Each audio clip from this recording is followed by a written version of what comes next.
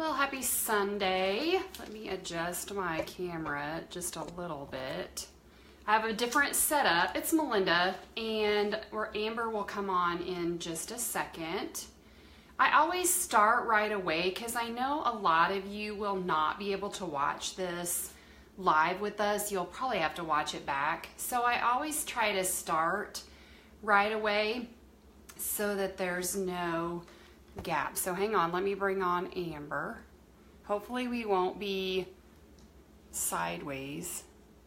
Okay, Amber, while she is coming on, I just want to mention, if you will like this video and comment on this video, then it will show up in your feed more often, or it'll show up in other people's feeds better. So if you'll like or comment, whether you're watching it live or not, that will help keep the video in everybody's feed so that they can find it easier. Hello. Hello, Sunshine. How are you? I'm good. I'm at a distance and I'm at an angle. Am I okay? Can you hear me? Yes, I can hear you really well. Can you hear me? I have a different setup. Great. You look so professional sitting at your computer. I like it. Yeah, well, I've been in sweats all day. I just put this nice little shirt on. This is a video. I love it. Hey, did you get my picture of our notes? I know I always send it to you on your phone and then you can't look at it. I know. I'm going to try to look at it on my watch, but I make no guarantees. So you're just going to lead and I'm going to follow wherever you take us. Okay, so this is our first time live, I think, in this group, right?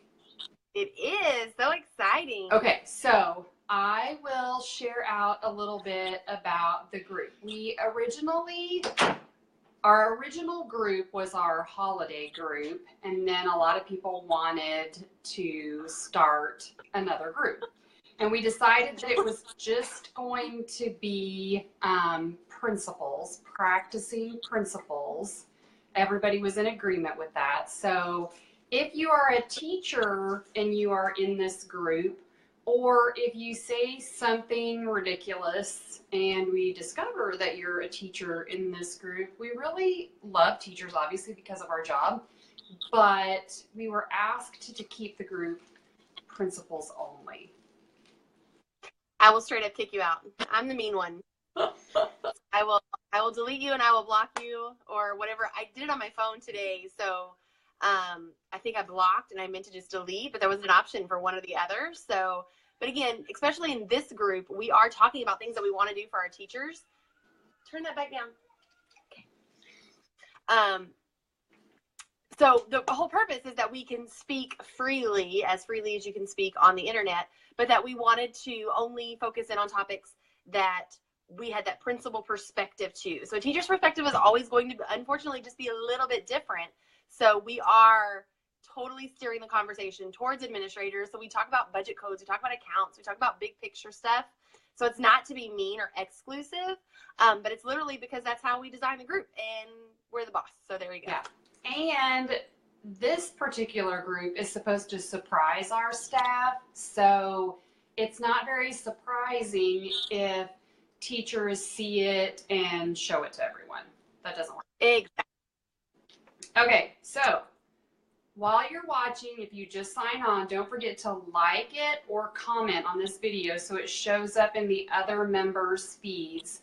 The more engagement, the easier it is to show up. That's why we do that. Let's see. Okay, I want to address the how do we pay for this stuff. I forget, we did talk about that in the previous group, but it just depends on your district, your size of staff. Amber's staff and my staff, we have totally different sizes. Some I can pay for myself, and some I can use district funds. It's just up to you. And I think it's important to keep in mind and consider, because there was a question asked earlier, I assume in this group, but I could be wrong, could be in another group somewhere. But if I have a staff of 60, so I'm not paying for anything out of my pocket. My husband would not be entertained by that. So I use my 461 account. I use our fundraising account. But whenever we're talking about those kinds of things, when you're talking about what you do, it may be handy to say, I have a staff of 10, or I have a staff of 60. This is how I do it, because it can look totally different. If one person says, oh, I pay for it myself, and I think, oh my gosh, I'm the cheapest principal ever, I would never pay for anything myself. That's important because I have a staff of 60 and they may have a staff of 10. So as we share out, and especially it's coming up to teacher appreciation, I think how we pay for things, what account we use, I think those are important things. And just because I'm close enough, I can see, Kay, I have 60 staff members, and I very, very rarely do anything just for certified staff and not include my paraprofessionals, my secretary. When I do all, because that's not cool. My paras work really hard as well. So I have a staff of 60, including professional and paraprofessional. I do the same. I always include everyone. And I'm also in charge of the preschool program, and that adds 8 or 9, I think, more to my number. So mine can be anywhere between 35 and 45, just depending on the event, and what's going on. So I usually can use like pop machine funds or something like that. Hey, check girls, that means Coke machines. She says pop at where she's at. Coca-Cola, soda pop, whatever you want to call it.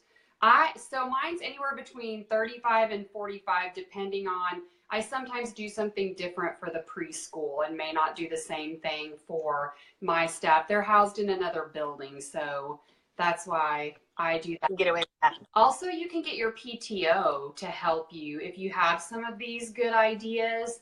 And I usually don't ask my staff to help do some of these things because they need to spend their money in the classroom. So we do a once a month potluck where the staff bring things in. So we'll do the Super Bowl this week or next week, and we have like a competition with different crock pot soups, and we invite the tech department and the grounds department to come and be the judge for those things. And then everybody gets whoever wins gets like a golden spatula or something. But other than that, we try to do inexpensive things and pay for them ourselves. Gotcha. Get to the competition one because I love that one. Okay. So my note says, this isn't about competition between us as principals. Please don't feel like you need to keep up with this group, because different people have celebrated different things throughout the years. So they may be really good at Secretary's Day, or they may be really good at Board Appreciation because they've done it so long, but don't feel like you have to add something to do, or that once you see the picture of what somebody does, you don't have to one up it. Now, I love to change ideas. It's not meant to one up the idea. It's just meant to do it in the way I would do it rather than the way they do it. Okay, go, you're up. I wrote about this before school started because I think that the Pinterest principal pressure is real. And so keep in mind that for every one thing that we post, there's like 10 things that we don't do or don't get done, or a dinner. My kids ate cereal one night this week because I did work late and do something. So recognize fully that we are very much so ebbing and flowing with the course of the school year. I barely completed my Fab February ideas on Friday. So typically I try to get those done like 2 weeks in advance, but it's just that time of year. It's just the season of assessment and middle of the year stuff. So I think it's important for principals to remember that we are doing this to show appreciation for our teachers, but we have a lot of other things on our plate, and there's a whole lot more on your to-do list than just these kinds of things. Find an idea a month. If you can adapt or evolve with one little thing, then that's great and easily done. But don't feel as if you have to compete and do chocolate cake because it's chocolate cake day, and then do the puzzle in the lounge. Then I'm also going to stock my refrigerator, and then I'm also going to do these crazy things. Like, I think if we take a step back and recognize that if we do 1 to 2 a month, that's more than maybe we did last year, or it's something new and it's something different. And that's why I love Melinda so much, because we can bounce each other bounce off of each other and really be able to get creative and use each other as creative inspiration, which is what this group was meant to be. So again, I've had a couple people even reach out and say, how in the world, what do you even do? What do you not do in life because you're doing all this? And that's the thing, is that I don't do it all. Ask my husband. I don't do it all. But even doing some of it is our goal, is for you to feel as if we're making it a little bit easier by supplying the ideas or giving you a launching place. And a way that you can remember these ideas for the future is, if I see one of you guys have a really great idea, I go ahead and put that on my calendar for next year on that day. Like, I go ahead and I add the event, and in the description of the calendar event, I will put the picture that you guys posted or a description or an idea, so that I can use that next year, because I won't get to it this year. And Amber was talking about Fabulous February, and that's something that I've been doing for probably 10, 12 years, and it evolves every year. Some years it's elaborate, some years it's terrible, some years it's not. Some years, Linda, you've done Marvelous Mondays in March. Yes. So. Some years it's in March because I forget to do it in February. This year, we are going through the Leader in Me program, and one of the teams in that process is taking it over. So I have a team of teachers that want to do it this year. I don't expect Fabulous February to be more work for my teachers ever. And if it ever becomes that, I'll take it back, but they want to try it. And I have found that they're taking pride in it, and they actually have better ideas than I did. So this year, my teachers are planning it. Of course, I provide the funds and probably do have the setup, but they wanted to come up with the ideas. I love that. I think getting your teachers involved. We have a Sunshine Committee who has done more than just the traditional buy flowers if someone dies activities this year, like giving them some of those crazy fun ideas for the month. Because again, the whole goal is appreciation and something fun for your teachers. So it doesn't matter who's doing it, if it's your secretary or you. I think that's awesome. And I love your idea. We talked about that in that principal productivity group that we have, using your calendar and mapping out things, looking back last year and seeing what I did and when I did it helps me the next year when I reference it and think, oh, I better start thinking about this now. I started school board stuff in November because I knew I was going to need it in January. And the only reason I thought to do that is because I'd written it in my planner, hey, don't drop the ball on this next year. Well, and if you haven't started planning Fabulous February, don't race to plan that this week. Do March or do April or something like that. Or if this is a reminder to you or you want to do that, then I don't know what that says. I don't know if... That's a good one to zoom in on and try to read. I can't see that. It says Melinda is bounceable. But oh my gosh, this group is taking a bad turn right now. Anyway, I don't even remember what I was saying. That totally. But I'm gonna say, awesome.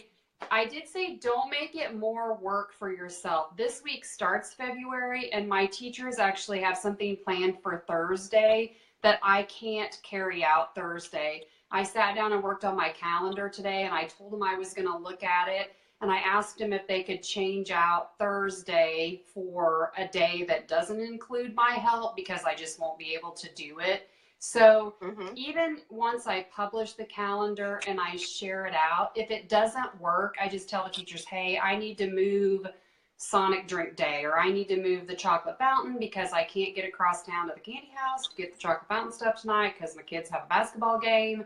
So I'm trying to be flexible, and they're usually pretty understanding. So, which is awesome. All right, last thing, because we're right on time. We talked about this in our Christmas group because we did have a group that was totally dedicated to the holidays and getting things prepared for that.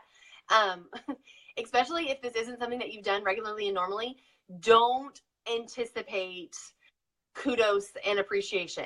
Do not set yourself up to be disappointed if you go all out and have this crazy, fun, awesome idea and it just does not get the reception that maybe you read about somebody else getting, or thought in your head, oh my gosh, they're going to love this so much. Because sometimes they may not.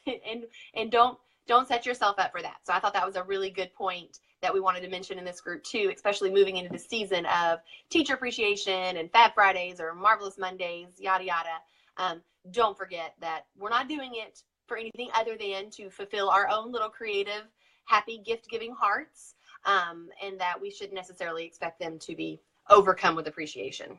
And a lot of us, you or me or whoever, we don't post sometimes those kudos and those celebrations. So those people that post them, I enjoy that with them because I have some of those on my desk. I have thank yous or I have little notes or cards, not as often as you would think that you will have them. And if this is something that you've never done before, you've never been a person who has done fun activities or you've done celebrations or people are going to think you're weird at first, it just don't give up. Keep doing it, keep trying. And we try to do it. We try to be sincere about it. Some days I just have a really hard time because it's a really bad day and you've dealt with kids and teachers, and the next day is like chocolate fountain day and you want to stab yourself with a fondue fork because it's just not a good day. So keep that. So keep that in mind too, that you may have this really great day planned and it's a celebration day. You're going to take the happy cart around or the woo-woo wagon or whatever anybody calls it. And you're taking the wagon around trying not to, hurl the pop at different people in the hallway because they're having a hard time.